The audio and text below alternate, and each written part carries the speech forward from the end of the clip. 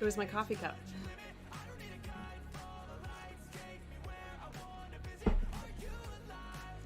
Are you saying? I don't know the song, but I'm jamming out to it.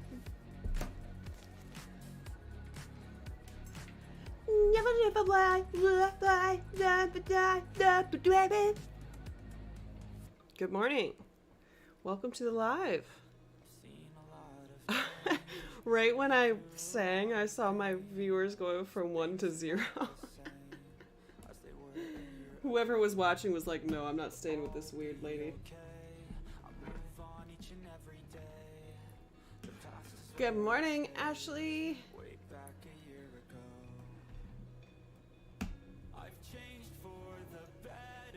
I need to write down my stitch count from the last 2 days because I was stitching on this. Hey, Vanessa. Your find was so funny. Okay, look. I put this on my stories. I've joined the 56 count club.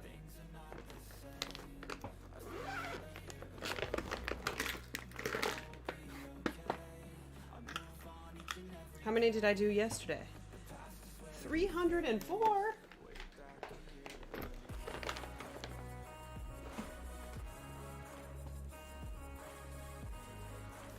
Good morning. Hey, Dr. Christy. Every time, even though your name on Etsy and YouTube is Christy's Corner Needlework, I always think of you as Dr. Christy because that's your Instagram handle. And when I bought some patterns and I put them in my Google Drive, I labeled the folder Dr. Christy Designs. Because you should be proud of a doctorate. Who knows? Maybe I'll get one sometime. Okay, so look at this little teeny BB. Do you see this? Like, do you see how tiny this is? Here, let me. I put my camera in a different spot so that my light is not in the way of my face, but we'll see how well I stay in frame. Yeah, yep.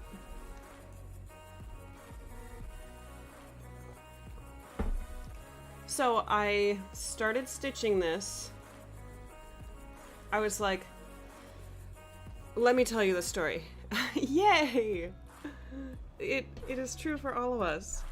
I'll tell you the story as I stitch. I'm gonna see if I can move this a little bit so that I can see what I'm doing, but also have you see what I'm doing. Because, you know, we're on 56 count, and it's hard to, for me to see it, and it's hard for y'all to probably see it. So, okay, we'll give it a try. The incomparable Needlebug, Karen, at the Needlebug, sent me a lot of this fabric. Were you guys in this live when she was like, oh, there's this 56 count even weave? And I didn't believe her. I did believe, no, you know what? If it was anybody else, I wouldn't have believed them. But it was Karen, and I was like, I believe her, but it's hard to believe that there is 56 count fabric that is even weave.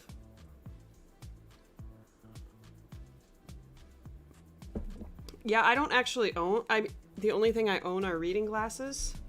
I guess I could give them a try. But I do stitch with it really, really close to my face. Yeah, if it was anybody else, I would not have believed them, but I believed her, and she said, oh, I'll send you this fabric because I'm not going to use it. And I was like, wait, what? You're going to send me this? She got it from somebody who has better access to it, which means I need to use it wisely. But now I want to stitch everything on this. Everything. I can't see the comments. Yeah, oh, This is a Ymir floss. This is a Ymir floss. Let me show you the actual thing. So yeah, this is from the December floss box, Twilight. And it's the 12 ply.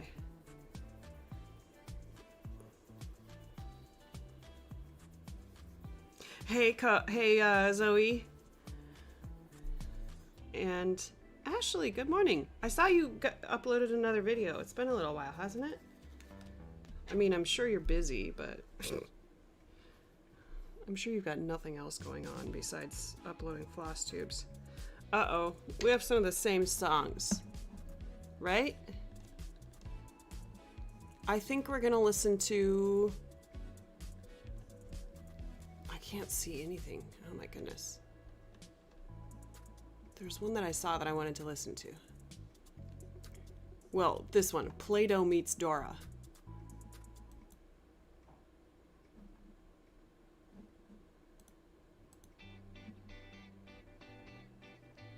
Yes, I'm doing 1/1. I've joined the club. I messaged Ymir. Well, no, I tagged her in my story and she replied, because I didn't want to bother her. She's at a retreat. And I put it on my story and she was like, she replied to my story and said, tell me everything. And I said, I need different needles. So late last night, I was not falling asleep, so I was looking for needles and I found beading needles with a tapestry tip. See, so beading needles, usually they have, if you get like embroidery needles, you can get smaller embroidery needles. I have not found any tapestry needles smaller than 28. I mean, there are the petites, and I haven't like really looked. But I'm gonna go to my LNS too and see if they have any like beading needles. But right now I am using a 28 tapestry and it's really chunky. But it does the trick because it doesn't like stretch the fabric too much. Stretch the holes.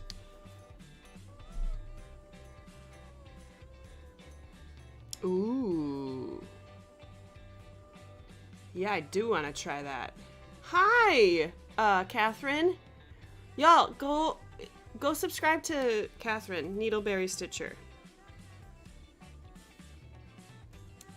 If you haven't already. I shouted her out 2 videos ago. And she's wonderful. I still need to watch the most recent video. Here, can I zoom you in?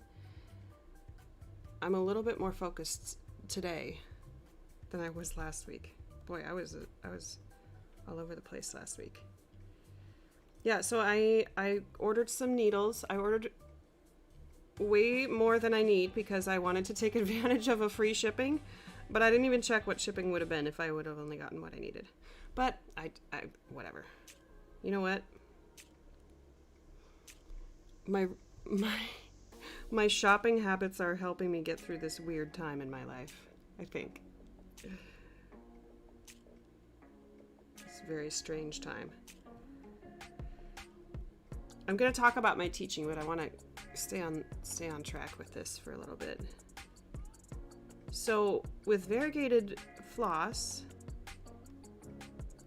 do you stitch one stitch at a time, or do you do running stitches, or does it depend on the section? So on Docious, I did running stitches by row, or like in a logical way to the letters being written in cursive, right? This I did running stitches, but this I've been doing stitch by stitch, and I did this diagonally, I'm doing this vertically, and I think I'll just switch it up. But this, the variegation on this, it goes fast. So there might be like a tiny bit of dark blue. Is that when like they take like really concentrated dye and just sprinkle it in the in the vat as they dye the floss. I follow this yarn dyer on Instagram. I don't even know what their name is, but they do reels of their dyeing process, and it's so cool. You see them pour it in. Depends on the look you want to achieve. Yeah. Oh my goodness, Christy, that would be very nice if you sent me some teeny tiny ones. I told you, Mir, I was like, I want to stitch everything tiny now, so I'm waiting and waiting. I'm not waiting very patiently, but I'm waiting for her to dye more. You stitch the full X's. Yeah, what I mean is like you do the bottom leg of a row and then you go back and cross them. So you do half, half, half, half, half, back and cross them. Like if I'm using a solid color thread, I always do running stitches because I think it makes them look neater. You can't even tell on this. You can't tell if your stitches are neat because it's just so tiny. I love it. Yeah, so I want to stitch everything on 56 count now, and I'm gonna have to see.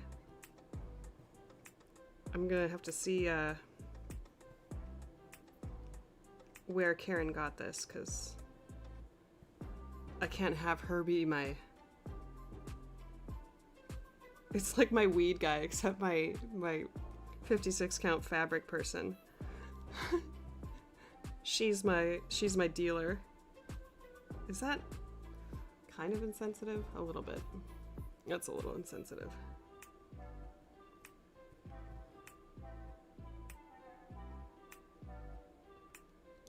You can find 56 count linen.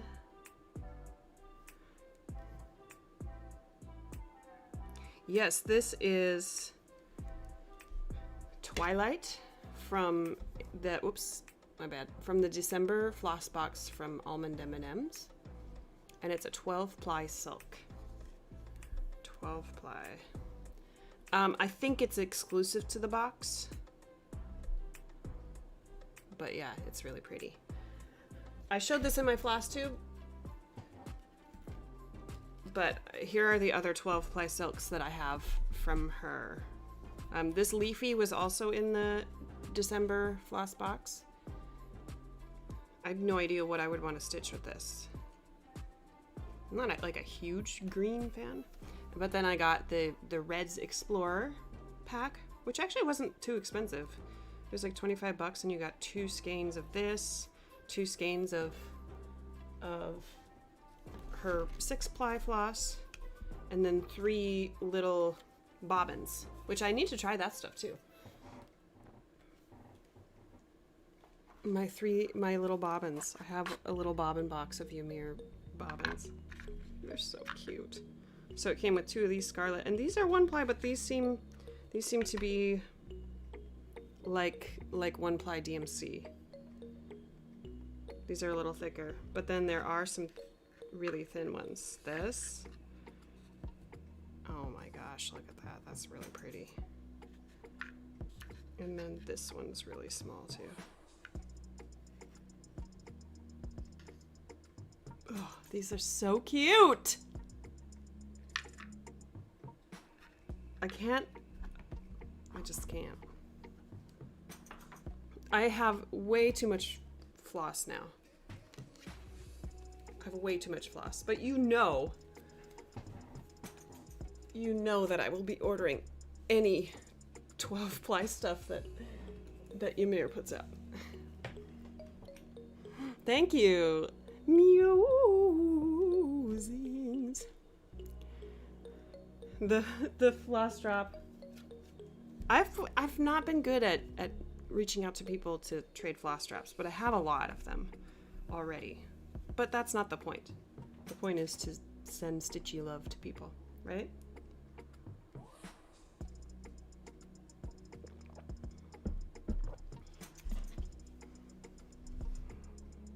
I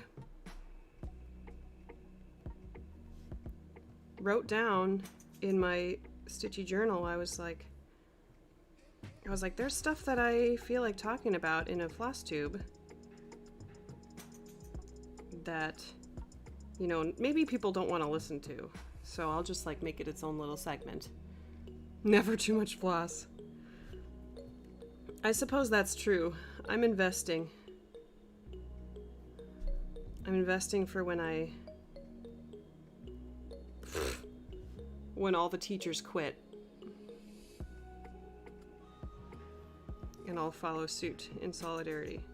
Speaking of teaching, so I had my first week at my new school of teaching. Oops, I'm out of frame. I had my first week with the kids. So the quarter ended last Tuesday. So it was like this weird transition period where Lady and a Unicorn or Fangs Out? Fangs Out, because aren't you close to finishing it? Aren't you close to finishing Fangs Out?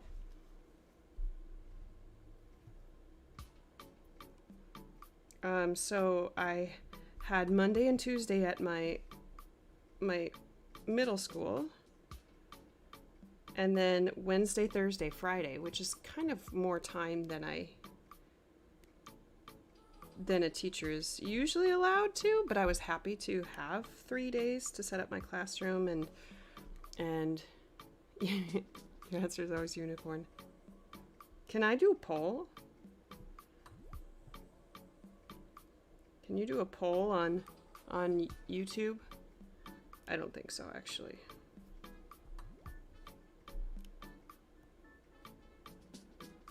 Or can you?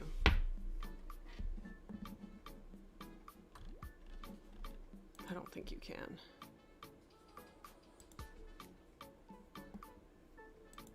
Oh, I can see the participants. Yeah, I don't think I can do a poll. Close to a fictitious relative.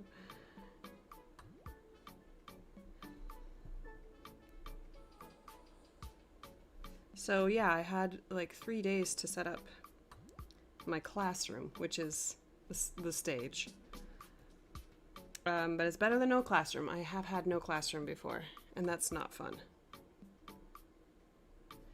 My very first year of teaching, I did not have a classroom at one of my schools. Which, I mean, it's not like the worst thing in the world. I would rather teach in somebody else's classroom than not teach, right? But I don't know, there's something about just like having a music space, you know? So then it's my classroom expectations.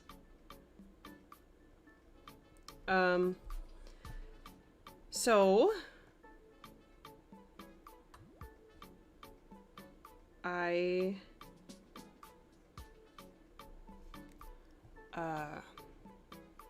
blah blah. So I, you know, the first day is kind of like getting students in seats and starting to learn their names and tell them, you know, what the expectations are in the classroom, and sing a little bit and dance a little bit and introduce instruments a little bit. So what's really cool about my schedule now, how do you teach without a room? You there is a space. Usually the school will provide you like a desk space, but you just like think of lessons that you can do that either only require one set of instruments that's not like really in depth, or you have this very elaborate cart that you drag around. So when I traveled, I think I just thought of I either carried a bucket of rhythm sticks, or I thought of lessons that didn't require instruments, like dancing. Oh, yeah, so what I would do is I would go to their classroom and the teacher would leave and then I would teach them music class. It's still, it's still not ideal. So here I'm on the stage and they come to the stage. Yeah, fangs out. 2 votes. So the nice thing about here at this school, so when I was teaching in California, I taught at 2 schools and I saw 800 students a week, over 800 sometimes. And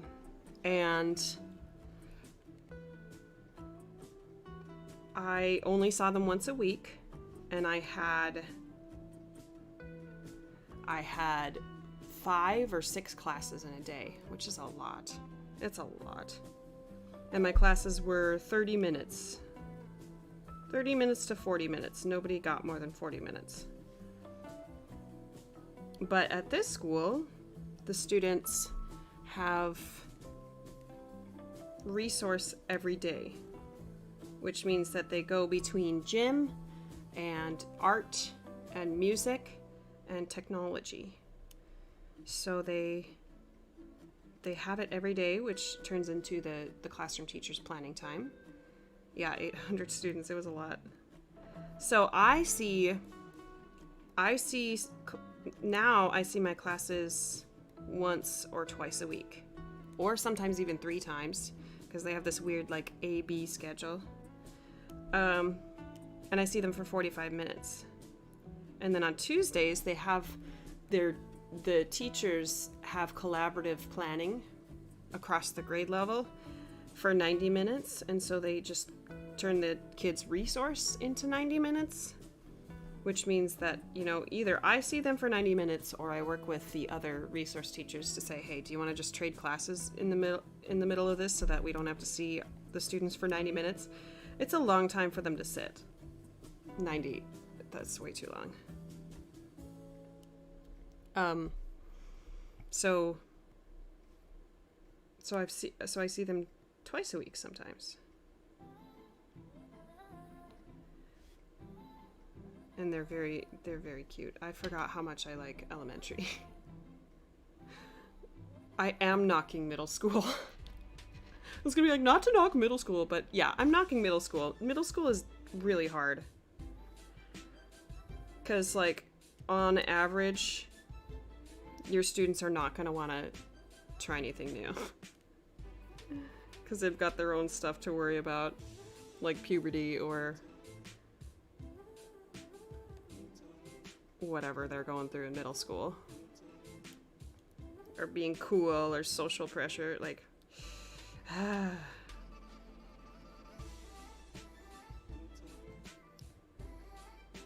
But...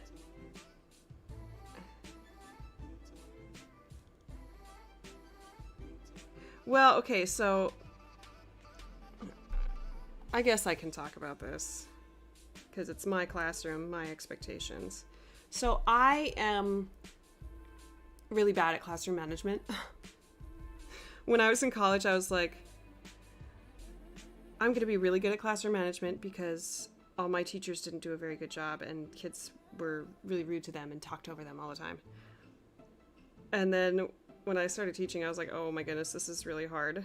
This is really hard to get kids to not talk over you without it being like this elaborate power struggle or shaming them because they're talking during class. Middle school here is 6th, 7th, 8th grade, maybe 9th. It depends on what area you're in, area of the country, because some middle schools are 7, 8, 9, 7th, 8th, 9th.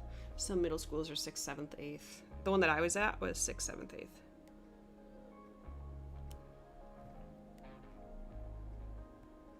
So I'm a little bit more chill when it comes to classroom management. Like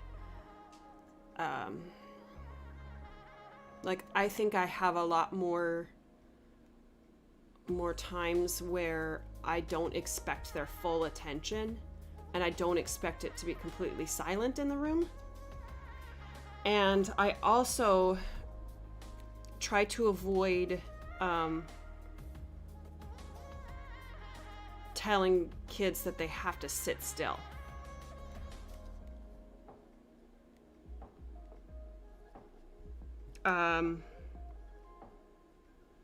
Because I know that I can try to think of ways to put that energy into something other than, you know, tapping on their chair or something. So I've started, and mind you, these are all new ideas for me. I think of myself as a brand new teacher right now because I only had a year and a half before the pandemic, and then you know and then we're back in person, but we have all these issues to deal with, like a year and a half or so of students not having social interaction with their peers, you know. So I still think of myself as a brand new teacher. So I try things like, oh, we are at the end of the page for our music.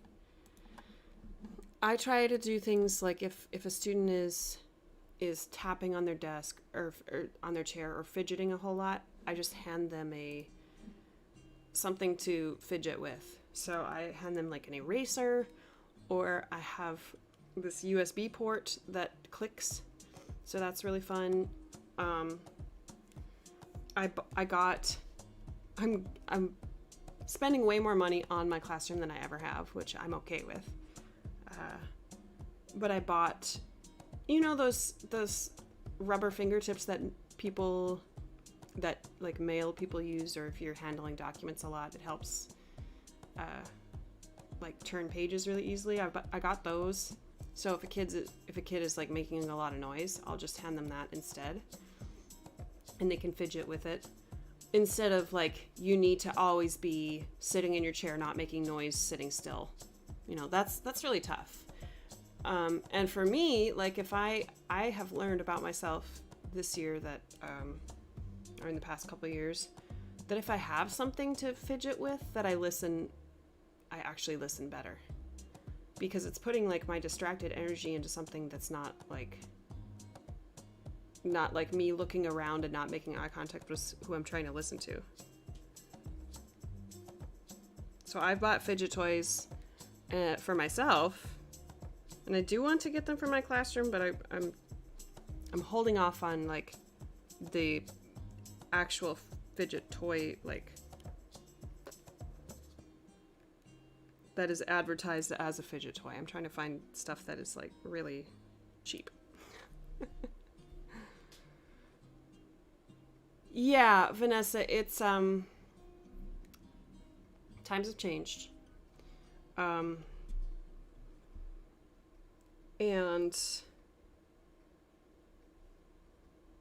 it's kind of like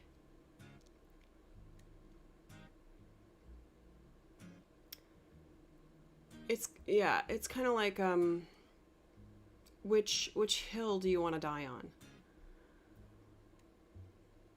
You know, like, do I want to die on a hill having a power struggle with a child who is defiant, who doesn't want to listen, who doesn't want to follow directions, or who can't, who hasn't had strategies to you know, manage their energy, who hasn't been given ideas?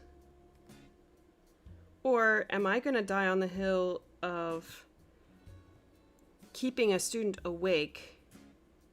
Like that's kind of a problem, is that some students come to school and they're so tired because they stayed up all night playing video games. Like,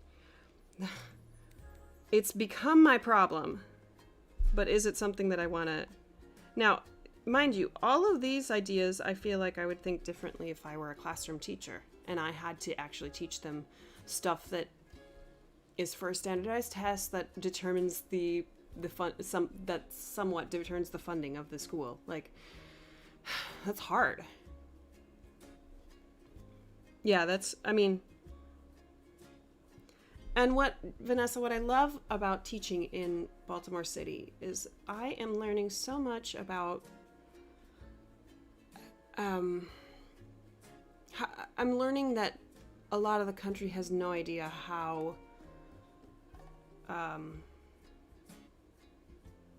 what it's like in other parts of the country. So I teach in low income areas, and it's got a lot to do with history of the city.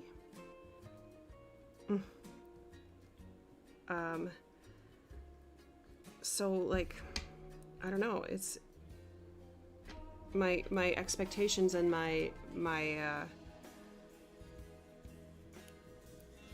priorities have shifted.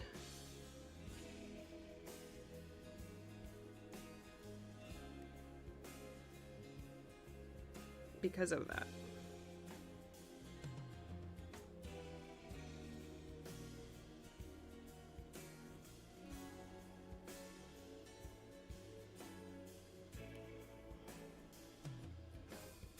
Which is hard to reckon with. It's hard to accept that, oh, this concept of disobedience is so foreign to me that it shocks me to hear about it. And I'm the same way. Like, I was a goody two-shoes in school. I never got in trouble. If I did, I felt like extremely bad about it. But I had structure at home. I had consequences at home. You know, it comes to the point where, like, I feel like unless there's reform at home, which takes a lot of resources, of accept, like, I don't want this to sound like, you know, people are bad parents. That's not what I'm saying. I'm saying, like, on average, the situations are harder for parents. And there are more people in these communities in Baltimore who have dealt with generational trauma and poverty. So, like, once you've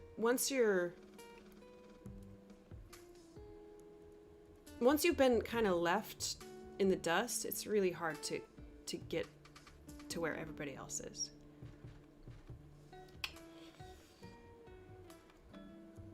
Yeah. Every single aspect of life. Every single. And you, like, people hear about the fact that Baltimore City is one of the highest funded school districts and yet one of the lowest academically performing. It's because, you know, money is good and money helps, but that's only in the school. And the schools do a lot of community work, but it's a community that's been in poverty for a really long time. I mean, redlining was invented here, so. Oh, this one's not very dark. That's okay. So it's like,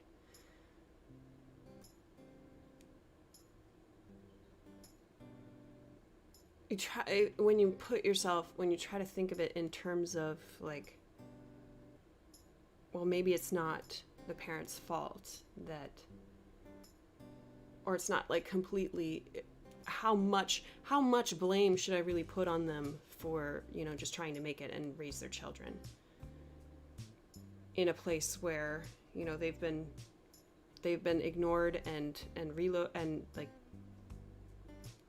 corralled into certain neighborhoods and not given the same resources, not given the same opportunities. Yeah. It's hard for me to talk about this because I'm so fresh to the city, and and I don't want to sound like I have any of the solutions or that I know exactly what's going on, because this, I haven't lived here for that long. But I do know that I don't want to make a whole bunch of assumptions about my students' behavior that I don't know are true. And that, probably the most important thing for me is to make them feel welcome and make them feel respected before I teach them anything, before I teach them any content. Like, to me, teaching them about music is completely secondary. It's like third on my priority list. When it comes to teaching. And I know if you would have told me that I would say that kind of thing a few years ago, I'd have been like, seriously? Kaylee shouldn't be a teacher. Yeah.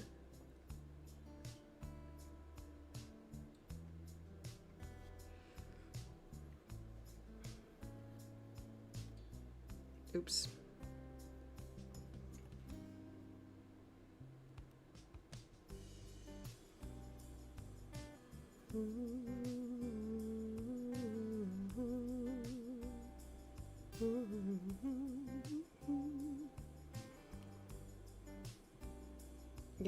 Yeah. Which is so frustrating, to live in a place like this and then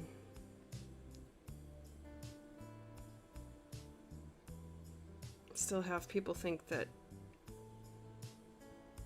everybody has the same opportunities and everybody's equal. She mumbles under her breath.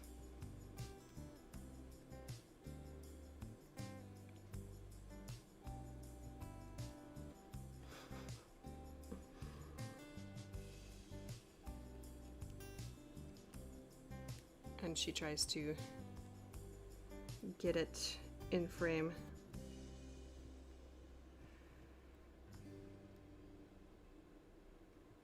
So yeah, long story short, the kids seem to like music. They're excited. They're good singers. Everybody's a good singer. Everybody is a good singer.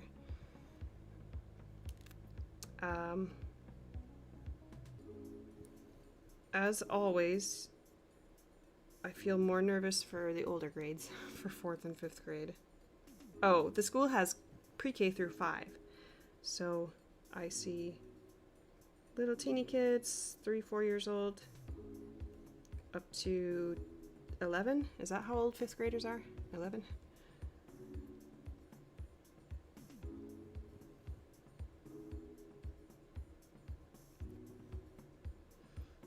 So let me tell you about some of the things that I have in my classroom, because I'm really excited about it. So I'm on the stage, which means there's actually no whiteboard in there. So I took white paper and I hung it on the wall, and that's what I project onto. And then I have on my wall, I've been pretty bad about, as a teacher, displaying like my objectives, like what the students are learning this week. So I have one per grade level, and I bought my music curriculum is color coded, so it has a color for each grade, and I color coded it with tape that I got from Michael's, so I can write each week what they're learning in music. And then I have my classroom expectations, which we had some good discussions about this. Classroom expectations, or actually I call them norms, because, and here's how, Vanessa, here's another way how education is changing. Instead of rules, they're not rules, we are encouraged to call them norms. Because a rule implies that you're going to get in trouble if you break the rule. And there's you know, this power dynamic attached to it, and this shame on you if you break a rule. Which is effective for fearful teaching. Like, you're afraid to break the rules. Anyway, so my classroom norms are: be respectful to yourself, to others, your peers, and your teacher. Be respectful to instruments, and have fun. So it's kind of like 2 rules: be respectful and have fun. 2 expectations. And then I have, in terms of instruments, I want to expand my instrument collection, but again, funding is a thing. So I have rhythm sticks. I did get rhythm sticks, which are just wooden sticks that you hit together. But they're really fun. They're really good for teaching rhythm. I have this activity that I do with the littles that is like making a pizza. So you roll the dough and slice the pepperoni. I need to pull that one back out. But then I also do have like YouTube videos that show music notation. They show ta, ti, ti, and kids can tap that. I have egg shakers, a class set. I think I only have 24, but I have egg shakers, so those are fun. And then I have scarves, rainbow colors scarves, which those are really fun for like, using when you listen to music. Like, how do you move the scarf to the music?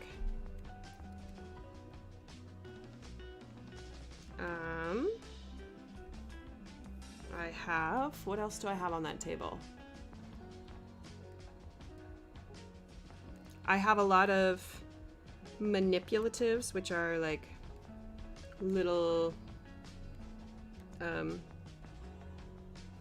for me, I have like slips of paper that I laminate that have like quarter note, eighth note, 16th note, rests and stuff. They have the music notation on them, and the kids will be able to like create their own rhythms with that, with those. I remembered something else that I have. Oh yes, I made these little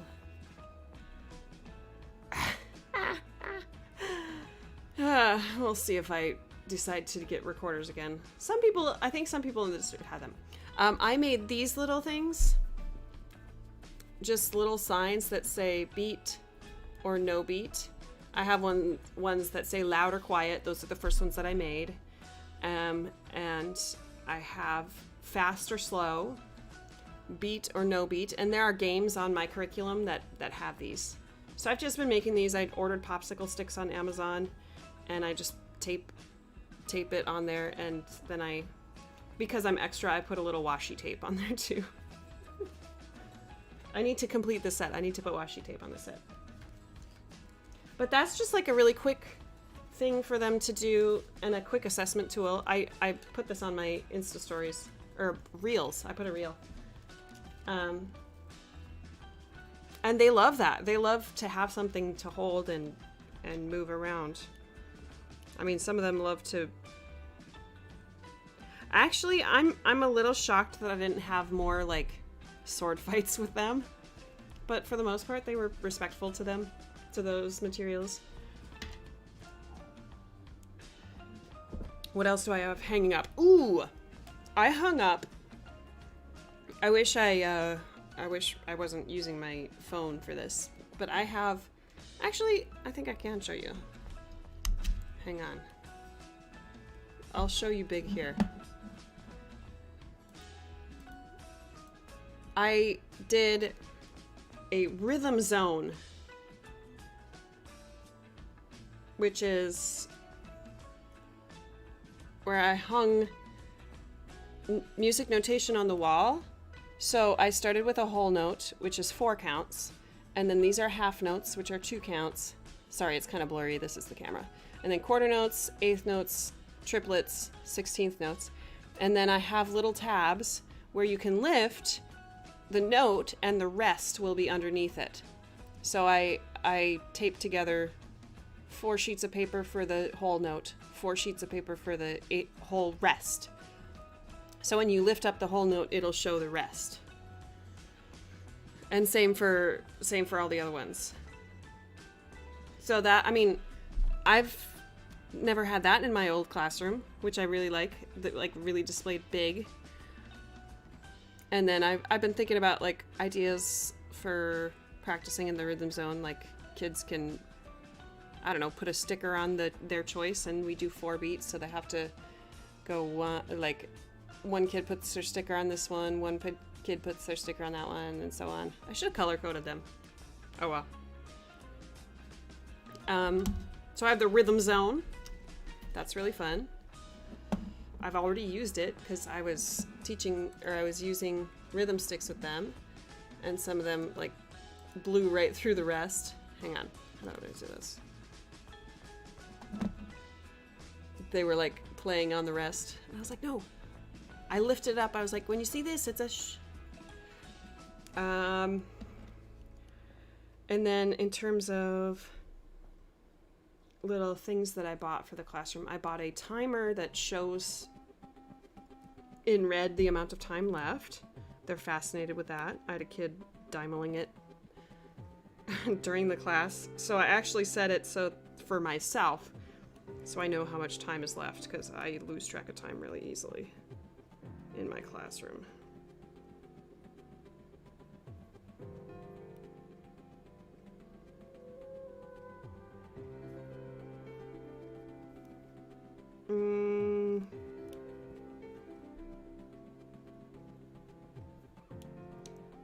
And then I bought sand timers. I don't know if I showed those on a live or something, but I bought a set of sand timers that have 30 minutes, 15 minutes, 10, 5, 3, and 1 minute.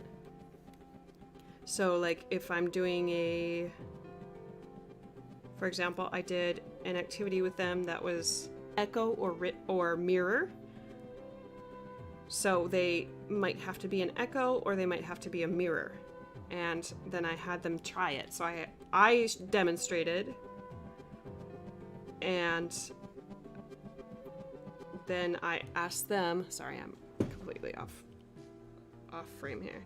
Then I asked for volunteers, and they sat at the front of the class, and I said, okay, are we going to be your echo or your mirror? And they would say, mirror. And then they flipped the timer, and they got a minute to do that. Because otherwise, I'm just like, I lose track of time, and then I don't know. It's good for me to have structure, so they know exactly what to expect. And then, but I sometimes forget to give them that structure. And then, so then with the instruments, it's hard with the instruments to really enforce your expectations, because I could expect that, their hands are off the instruments at all times, but then I would get like nothing done because I would constantly be telling kids to not be touching their instruments, which maybe I'm lazy, or maybe I'm like trying to think of ways that I don't have to stop and do classroom management or enforcement of rules. Oh yeah, they call the ukulele the guitar. They're like, can we play on the guitar? I'm like, it's a ukulele. So then for the instruments, the rule is they get one warning, and then if I have to tell them again that their instrument is making noise, then they get a timeout, but then they get a second chance, which is a lot to manage. It's a lot for my brain to handle. But stupid Amazon has so many things available, and it's so easy to get it really fast, that I bought a class set. So how many was it? 30? No, 20. 20 2-minute timers. So now, if I have to give a kid a warning about playing their instrument while they're not supposed to, then I can just hand them a timer and take their instrument and say, okay, you have 2 minutes. So hopefully that'll be effective this week.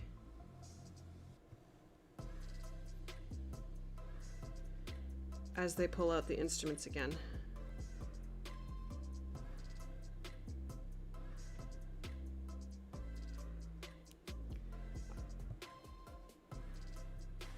I have to finalize my lesson plans, but I'm doing... Hey, Karen! I was telling everybody that you sent me this fabric.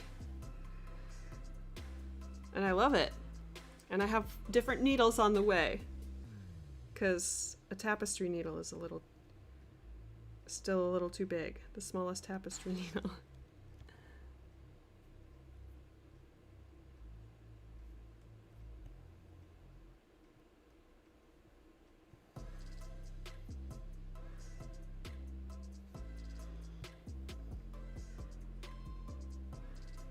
But the kids have been really sweet. Sometimes they give me a hug at the end of class.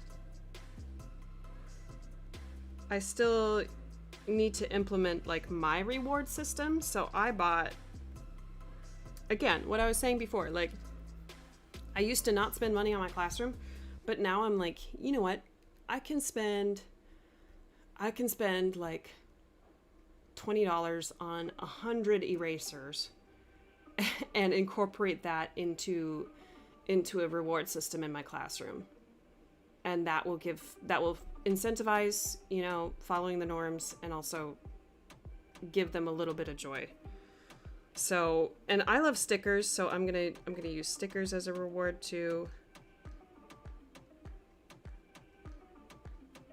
So, I mean, I've spent some money, but you know what? It's not like I'm buying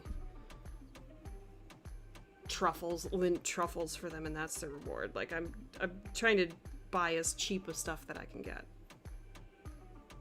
Just so that I don't go broke. Oh, I love it. I want to stitch everything on it now. I'm gonna have to have you help me figure out how to get more of it.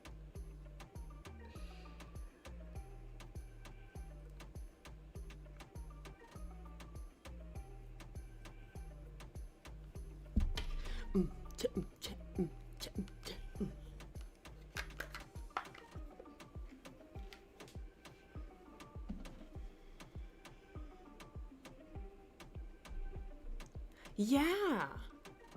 Right? Christy, it's like a little bit of joy that you give them. Yeah. And there's a school-wide thing. There's a school-wide where they earn, so our mascot is eagles, so they earn an eagle buck, but it's like they try to cap it at three eagle bucks a day, so they try not to give out more than 3 a day per student. And also that, like, I want to recognize if a student has acted out or not followed directions, but then they change their behavior and they like look like they're trying to improve their behavior, but I've already told them, you know, you're not going to earn an eagle buck today because of what you're doing, because you're not following directions. I want to incentivize that behavior, so I want to implement my own. So I have these little tickets that have a smiley face on them. So those are going to be in my class how you can earn rewards.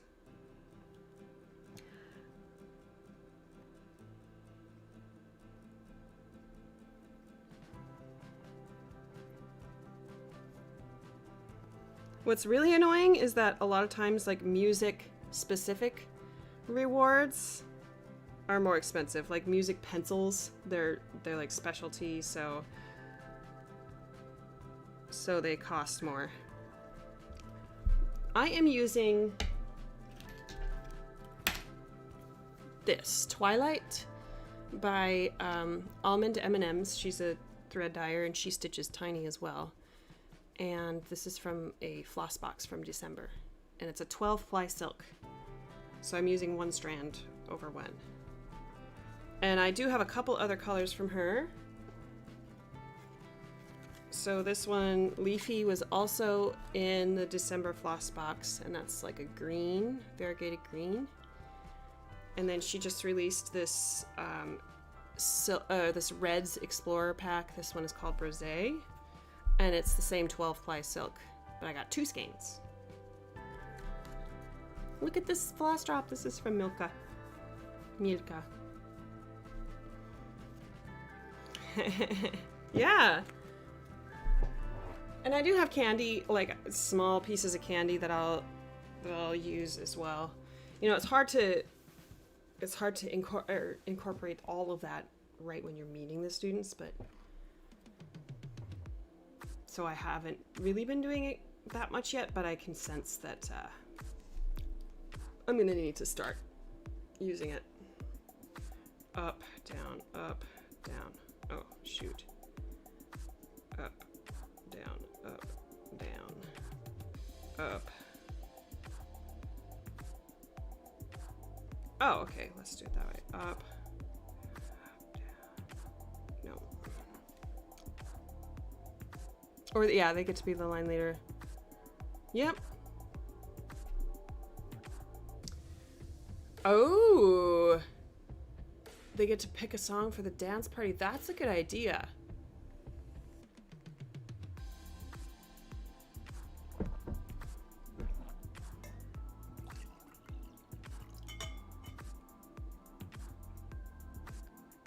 I did, I kind of messed up on Friday. Not like extremely, but I had my 4th graders and I got really distracted by a student saying her name in her accent, in her Baltimore accent. And I'm not gonna try to say it because a Baltimore accent is really difficult for me.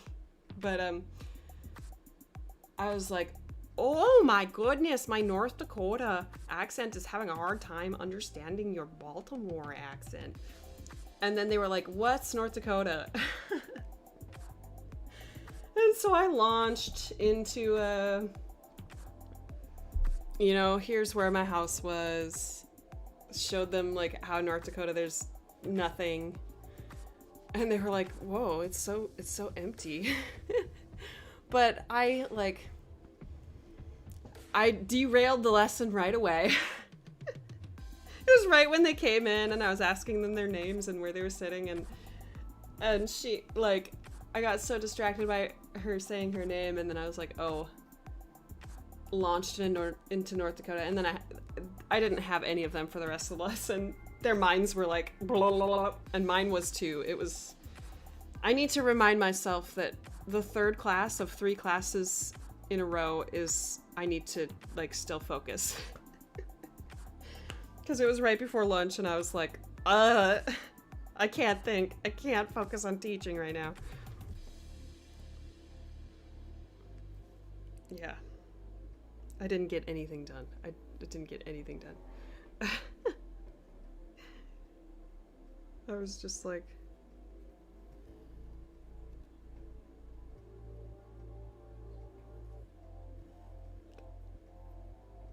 so distracted. Like now. I'm trying to think if there's anything else that I've purchased for my classroom that I would not have purchased a few years ago. It sounded a little bit Irish. That's funny. 1, 2, 3, 4, 5, 6, 7, 8, 9. Is that right? Yep.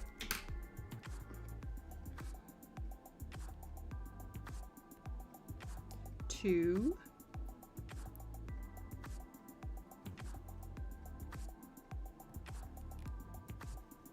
3.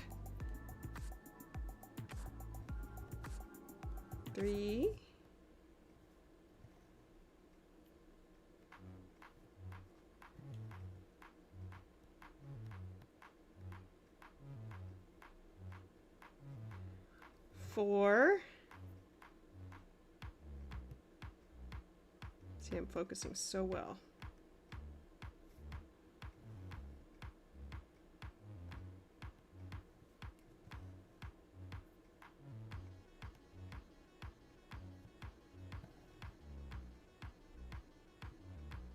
This is 5.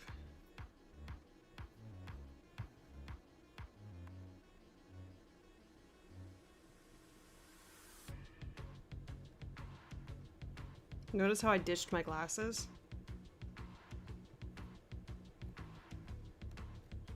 6.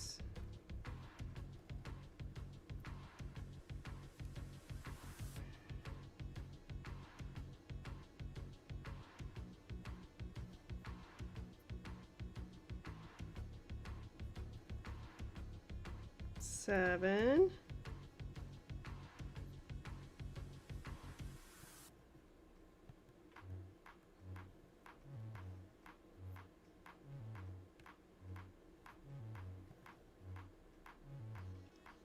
8.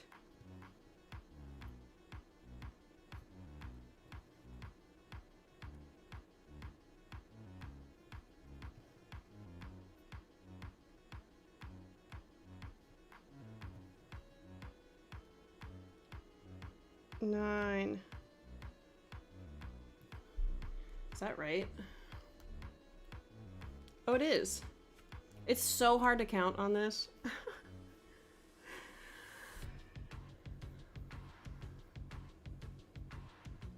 Oh. I made a order with 1 2 3 Stitch and it shipped. That's weird.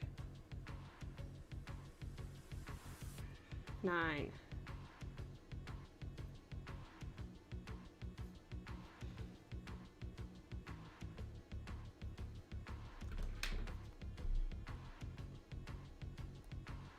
Ba-dum, ba-dum, ba-da-da-da-dum.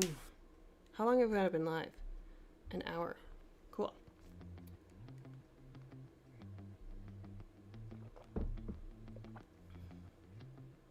I might switch projects, because after a while I get kind of cross-eyed from this. I love it, but I get a little cross-eyed. I do need to get to my modern folk embroidery. Well,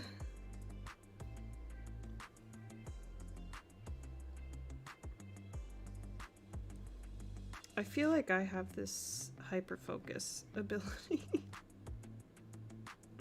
which is actually a facet of ADHD, which I have not been diagnosed, but I think I have. Which is helping me think of ideas for my students.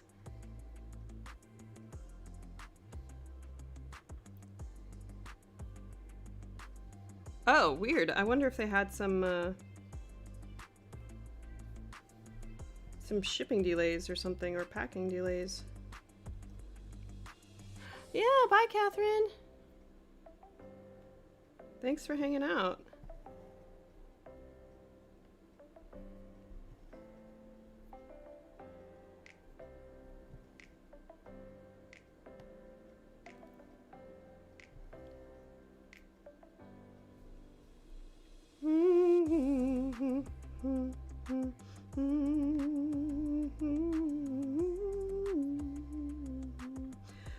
Yeah, I found this beading shop on Etsy. They had like a bunch of beads. But they had beading needles. And I learned about different sizes of beading needles at midnight last night. And I ordered way more than I need, but I got... Maybe I can show you. Let's see if you find it as interesting as I did.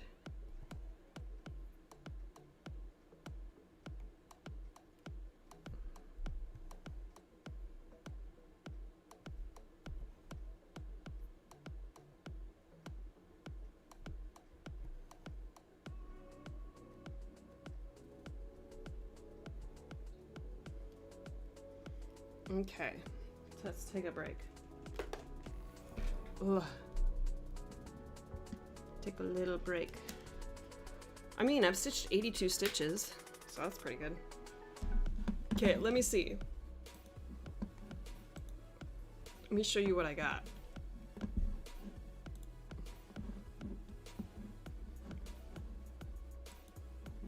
I got this. John James ballpoint beading needles. Beading needles. Tapestry point. But size 12 are really small. Less than a millimeter diameter. Which, I mean, that's... The holes on 56 count are really, really small, but I don't think this is an actual picture of these needles. I think it's just a stock picture. But the other ones in the shop were like sharp point. So yeah, I got that. I got 25 of them. Not like I'm gonna need that many. I probably won't need that many.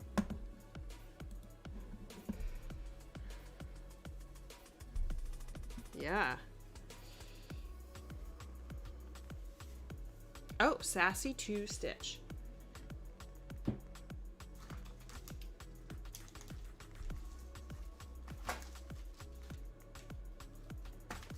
I don't need that. I just need this Sassy 2 Stitch. Let me write that down.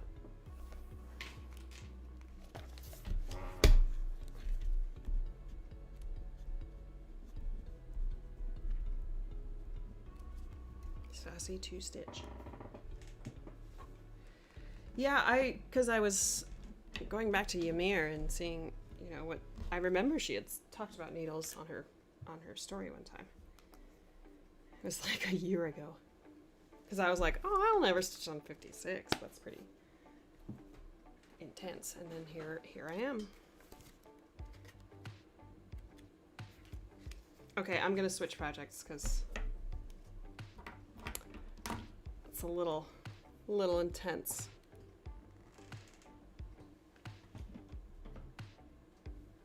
I'm making good progress on my seasonal earth, so let me do that one.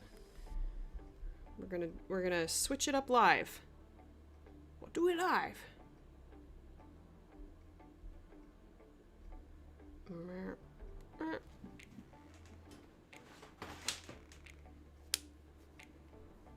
Oh.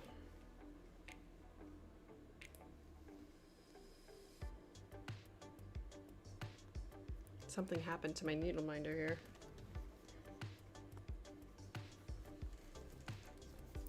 I ran out of orchid,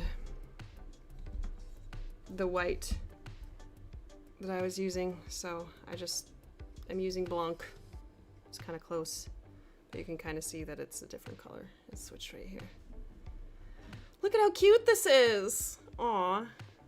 I love switching back and forth from the teeny tiny to fairly big, 16 count.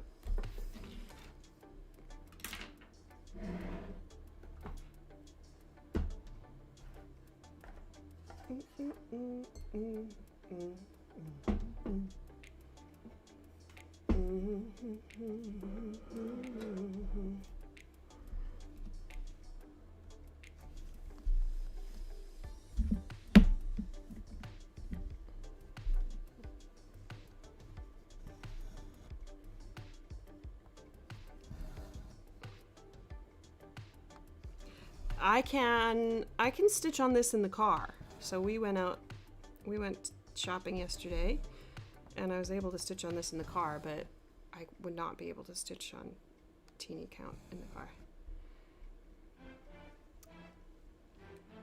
Yeah, that Red's Explorer pack is nice for trying out her different kinds.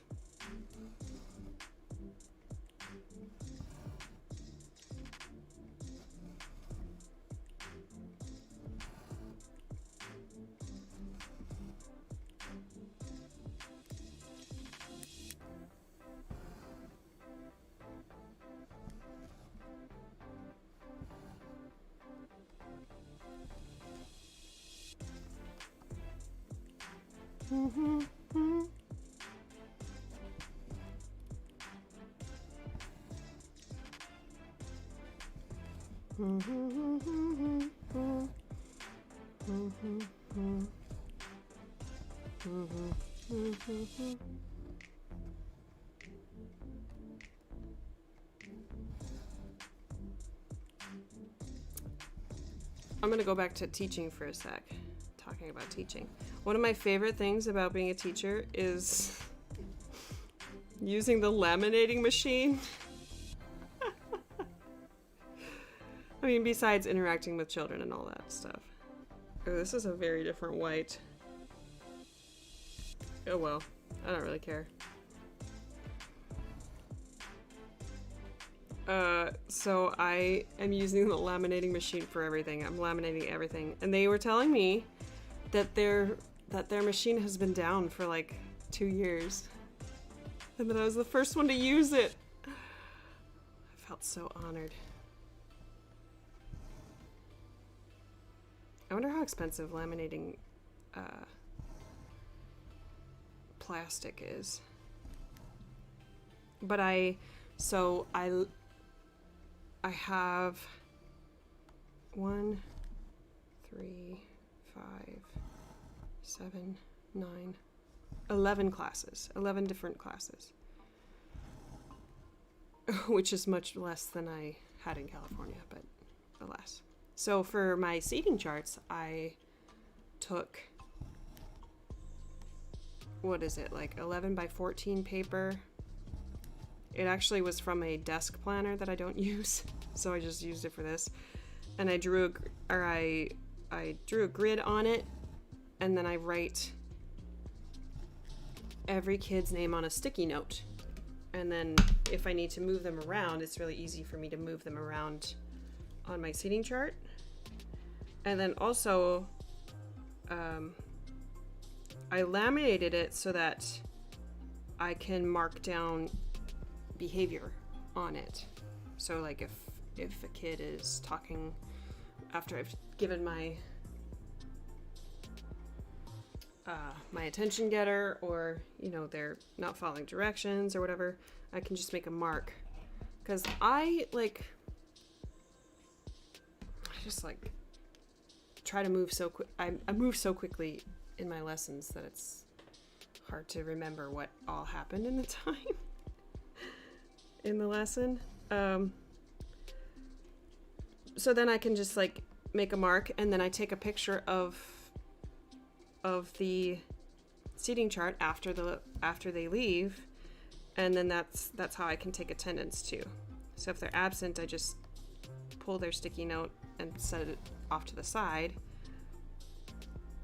and then I have attendance saved in picture form. But what I used to do is I had a spreadsheet, which I still do, and I write a reflection of every lesson that I have. Every time I see the kids, I write down the date and what we did, and any notes that I had about the class. And that helps me document if there is behavior problems, I document it so that I have for my records, what exactly happened that day, so that I'm not relying on my poor memory to be like, oh yeah, this kid did this behavior and then they never did.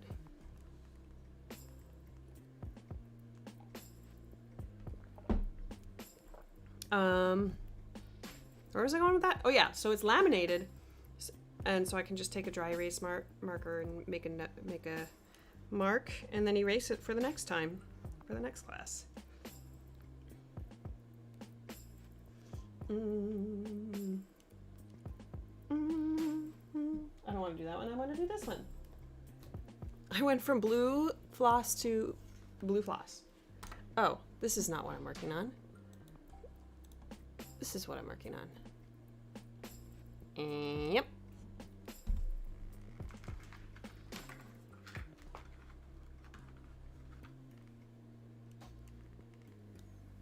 I like these little trees.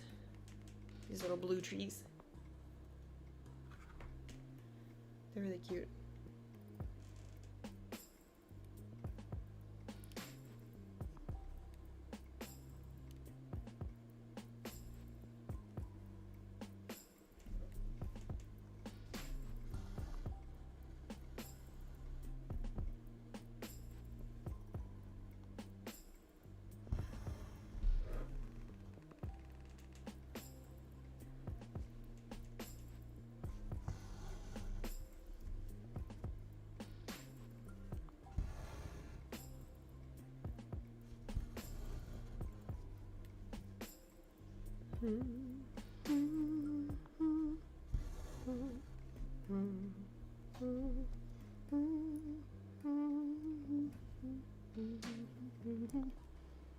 Is this the one that's, yeah.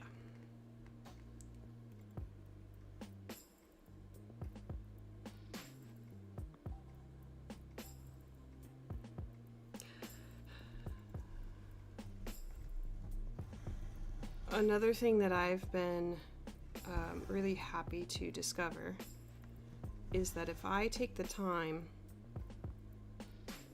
to like really talk to a student, if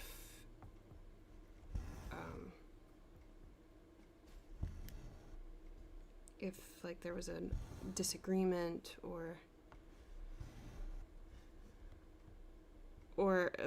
okay, so I'm thinking of a very specific example that I'm just kind of beating around the bush to explain. I had a student who I saw his class on Tuesday, and then I see them again on Thursday, but he was not in class. I think I had seen him earlier that day, so I was like, oh, okay, I got it. I will see that kid later today. But his teacher held him back. And when I was lining up the class at the end of music, I saw him, and I was like, oh, hey, I missed you in class. Even though, you know, he's a talkative, chatty kid. But then the class was about to leave, and I wanted to, like, you know, hear what he had to say, because he was trying to explain to me why he wasn't in class. And I said, but the class was leaving. The teacher was having them go to lunch. So I was like, I'll come find you at lunch. And I took the time, even though it was my lunch too. This is not to toot my own horn. This is saying, like, this is the kind of thing that I really want to invest time in, is making that connection with the student, and then, like, following through. So I went to his lunch and listened to him talk about, you know, how he was just playing with another student, but the teacher, like, he felt like he had gotten in trouble even though he was just playing with someone. And I was like, oh, well, yeah, you know, maybe it just wasn't the right situation and the teacher was not, you know, the teacher didn't want you to be playing at that time. And, you know, he's like, oh, yeah. But if you take the time to listen and to, you know, have them feel like somebody hears them out, and then explain why. Like, I talked to the teacher later, and the teacher said, you know, I was trying to get him to realize, like, you might be just playing, but you're showing this behavior with multiple students, and they might not want. You might be doing it with the wrong students. You might be playing with the wrong people, and it's a repeated thing. Like, you're playing with everybody, and it's, first of all, like, not the time, not the place, and then second of all, you might not be considering how they feel about what you're doing. I was like, I knew there was more to the story, not just, oh, I'm mad at my teacher because they didn't let me play when I wanted to, or, you know, joke around with somebody. But I took the time, you know? I took my lunchtime to talk to the student. Because I feel like a lot of the times it's really hard when you feel like you have a lesson to teach, or you have an agenda of what you need to get done, and it's really hard to take the time to sit down with the student and have to listen. First of all, listen to what they have to say, and then, you know, address the situation as needed. Or really, do you know what I'm saying? Like, sometimes it's hard to take time for that, especially if it's, you know, your personal time. My lunchtime.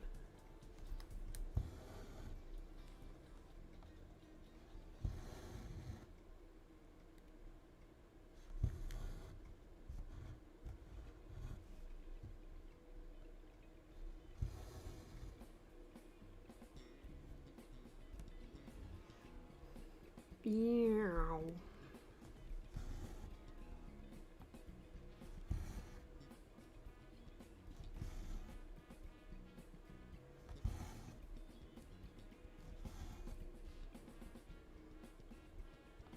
Okay, I might go kind of soon because I need to do my laundry. I need to work on my lesson plans.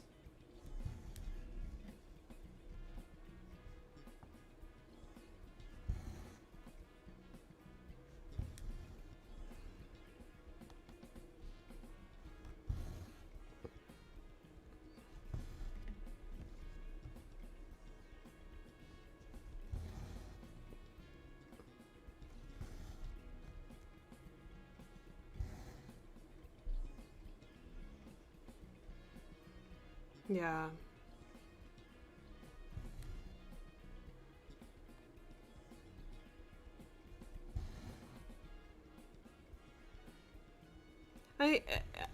It's funny, like, that because we're in, 30-second dance party. No, I have not.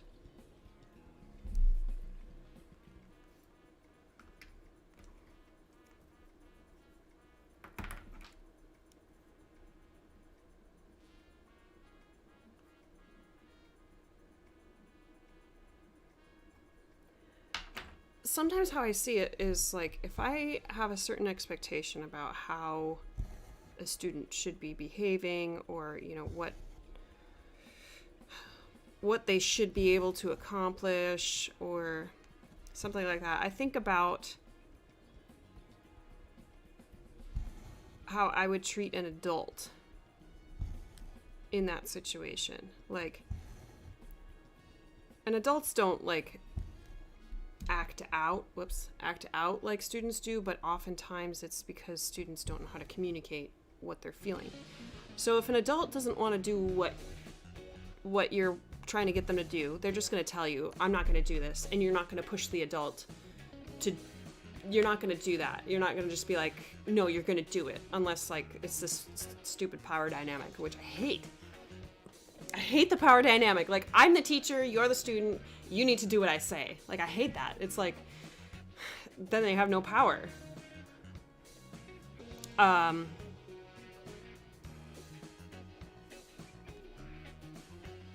Where was I going with this?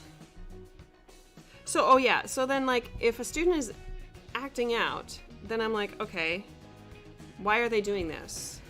Because there was another situation where I had handed out rhythm sticks and a student was tapping them when they weren't supposed to, and another student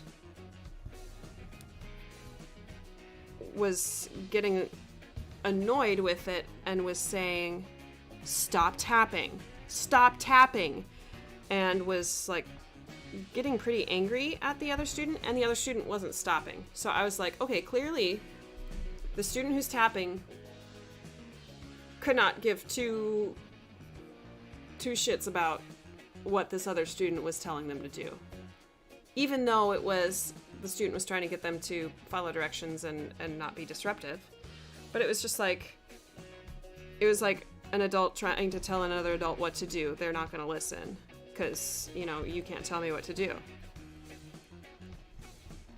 And so, you know, I had to, I wasn't very successful with my mediation, but I tried to, you know, have a chat with them afterwards, after class, just to be like, okay, so I understand that you're trying to be helpful, but sometimes coming from our peers, it's not going to be effective if you try to tell them what to do. Kids are rational, right? Like they want to know why, and that was something that I struggled with as a child and as a teen. Is I wanted to know why I was doing what I was doing, and I hated the response because I said so. Like there are some times where I use that because it's like I'm trying to keep everybody safe in the class. So I have this one kid who, oops, that's not the right. I have this one kid who is out of their seat, and then he starts to bother other kids. He starts to like touch other kids' chairs and stuff. And so I tell him, you need to move here now. Like, it's not a choice.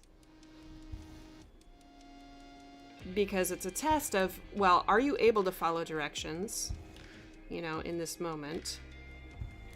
Are you able to do what's expected of you? And here's the reward if you do. You know, you get an Eagle Bug. But like, I think if they you know, a year and a half of not being around their peers, it takes a long time for them to really figure out how to interact with each other. And if somebody doesn't do what you say, even if you feel like you're asking them to follow directions or do something that they're supposed to, and they don't do it, then you feel insulted and angry, and rightfully so. But, you know, really trying to get them, talk to them about why maybe what they were saying wasn't effective.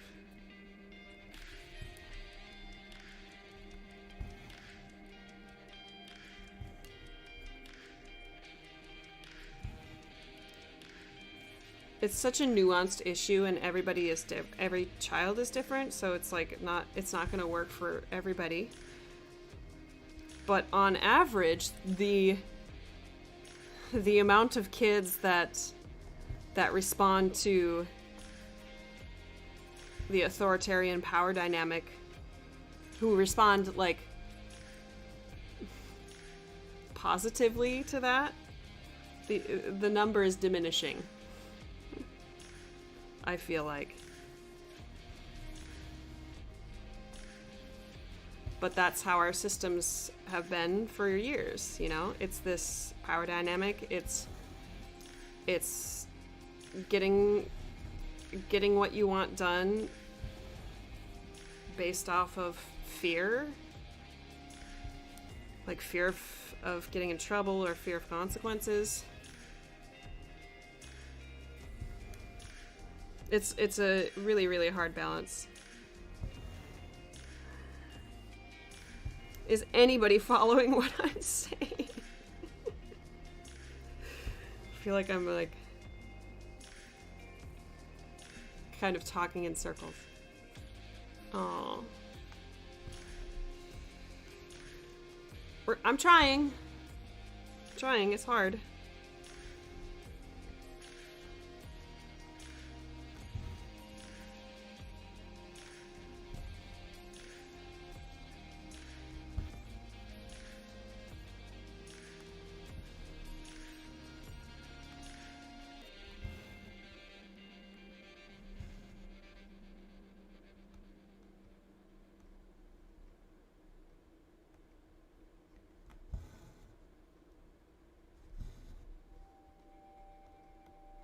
Here, I said I was gonna go soon.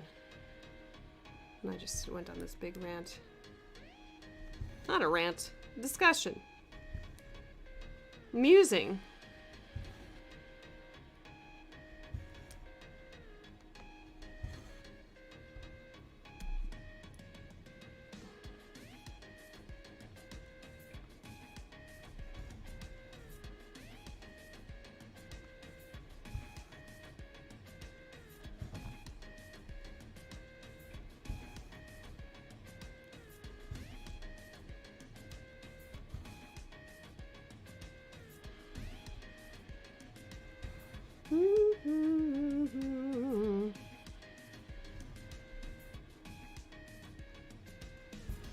Oh, I'm hungry.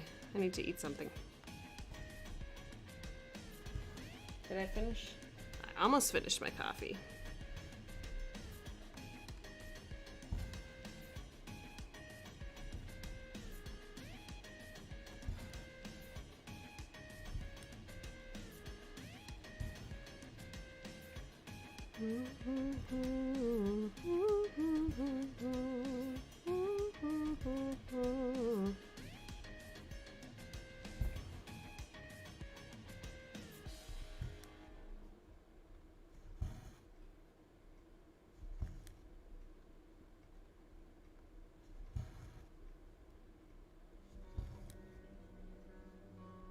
Yeah, Zan, exactly.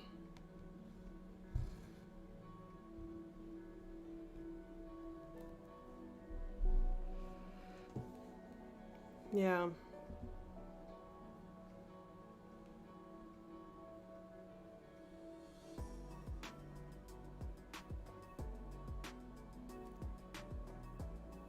Bandwidth. Oh, that's a perfect way to put it. Oh my goodness, we had 3 comments in one. Yeah, the power dynamic is something that I especially with middle schoolers, I got like really shocked and confused as to how to deal with it. Like, they're old enough, they're at the age where they're old enough to say no and kind of know like what they want to do and what they don't want to do. But then there's still the power dynamic of, hey, are you going to do your assignment? No. Well, then there's this consequence. And unfortunately, you're in a system where I have that power to, you know, give you the grade that you earn.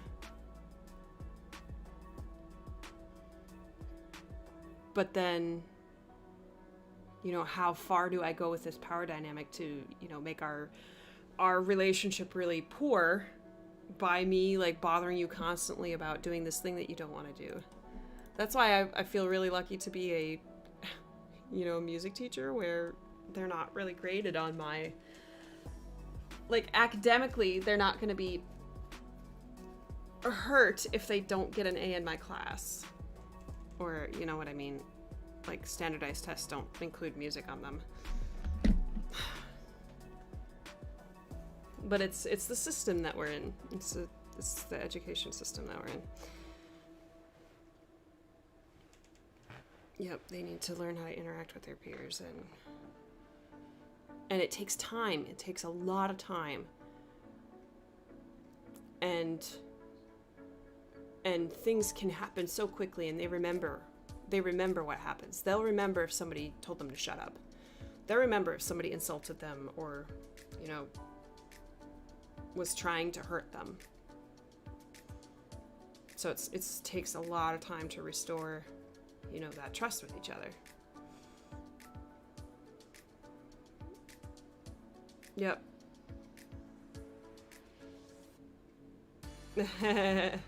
Hi, Chrissy. I'm about to sign off, so you caught me right at the end, but I go live every Sunday, and I've been on for like an hour and a half, so 10 a.m. Eastern time. You need to relearn social skills. Yeah, I feel, you know, Christy, the social skills and the demands, it just changes depending on where you are, who you're dealing with. So like what worked somewhere else is not going to work here, you know? It just there's so many things in life that are not finalized. Like, not every student is going to respond to my rewards. They're going to look at my stickers and be like, that's stupid, and that's not going to work. Like, I'm going to have to think about a different way to incentivize them, or to, you know, get them to trust me so that they will enjoy music. Like, that's my goal. Not my goal is not to, like, make them participate and make them sing and force them to love it. Like, that's not going to work. Yeah. It's hard. It's hard. It was a lovely morning. A lovely morning. All right. Yeah, I'm gonna go start some laundry. Get to work on my lesson plans, and yeah, I'll see you on the next one, next Sunday, and maybe sometime before then. Listen to that perfect timing, this song. Have a good day, everybody. Bye.